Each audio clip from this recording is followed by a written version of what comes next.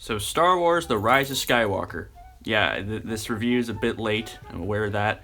And the reason it is a bit late is because I'm very, split on this movie. There's parts of it I like, and there's parts of it that I really, really don't like. And I was gonna post this review the day after I had seen it, or the day I had seen it. But I thought, you know what, I need to think about it a bit more. So I took 2 weeks, and now I'm finally gonna talk about The Rise of Skywalker. First of all, I think it's kind of impossible to do a review of this movie without spoilers. I'm not even gonna try. I know there have been some people who have actually done reviews without spoiling anything, but I can't do that. So, Palpatine's back, for some reason. I don't know why he's in the movie, because there's really no point to him being in it. The whole time, I liked watching the Emperor and all that, but it just felt really unnecessary, because I was like, I'd much rather see Kylo right now. I'd like to see Kylo and Rey talking and doing stuff, but instead we have, this stupid stuff with the Emperor. I don't really care now. Oh, and I forgot, the number one thing about this movie I didn't like. Yeah, Rey's a Palpatine.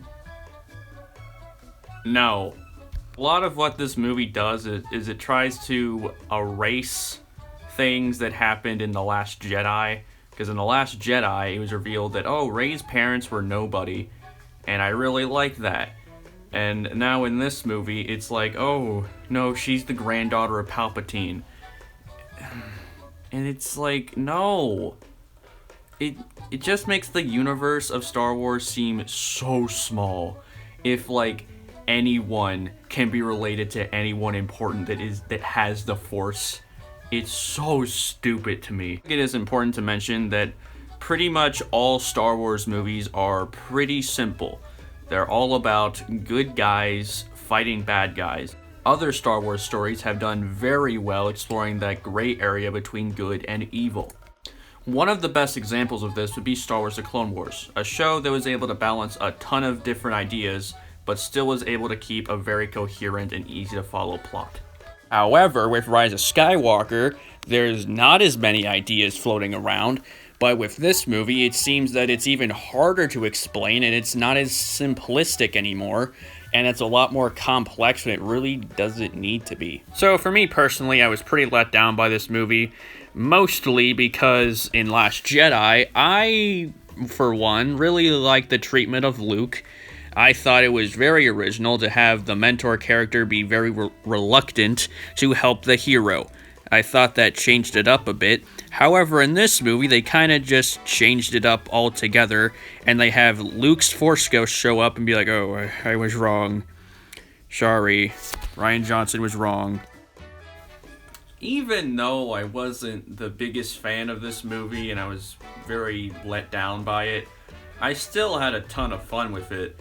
Even with a Star Wars movie that isn't really that good, they're always pretty fun to watch and very watchable. Oh, and just a heads up, when you're making a trilogy, make it a trilogy.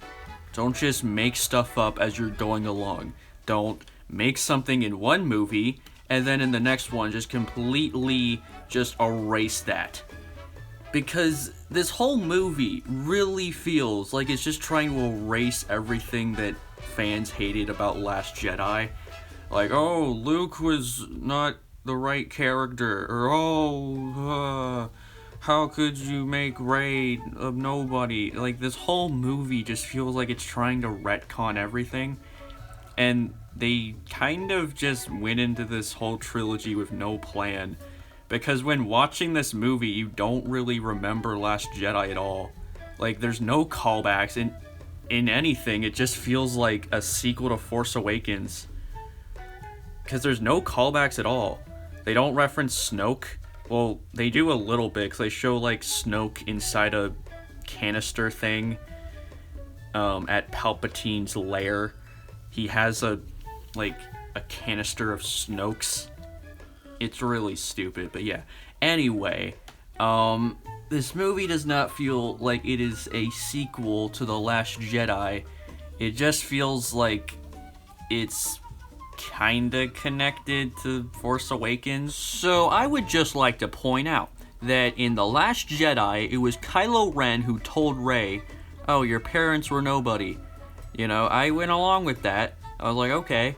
And then in The Rise of Skywalker, it was Kylo Ren who told Rey, oh, just kidding. You're the granddaughter of Palpatine. No. A lot of the changes in this movie really just feel like the people making it didn't have a plan going in, because it just feels like, oh, a lot of people didn't like Last Jedi. Well, we gotta make them happy. Let's satisfy their fan theories. That's what this whole movie feels like.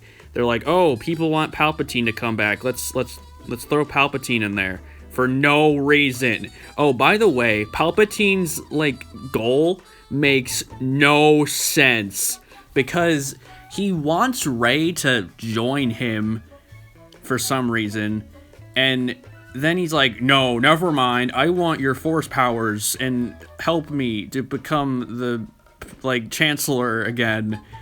Oh, and does anyone remember Rose from Last Jedi and how a lot of people didn't like her? Yeah, she's in the movie, but I honestly forgot she was in it because she has no lines.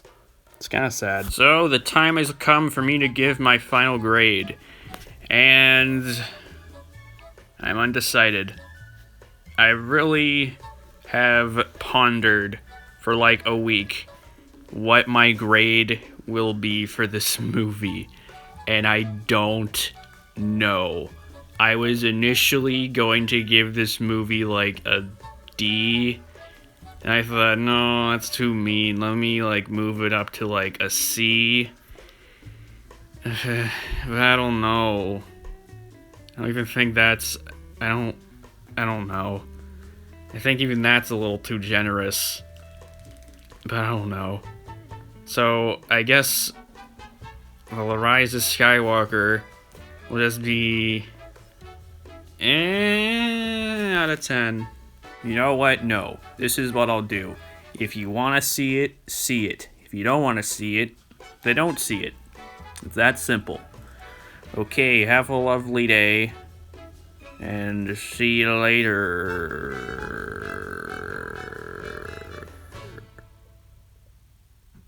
Bye.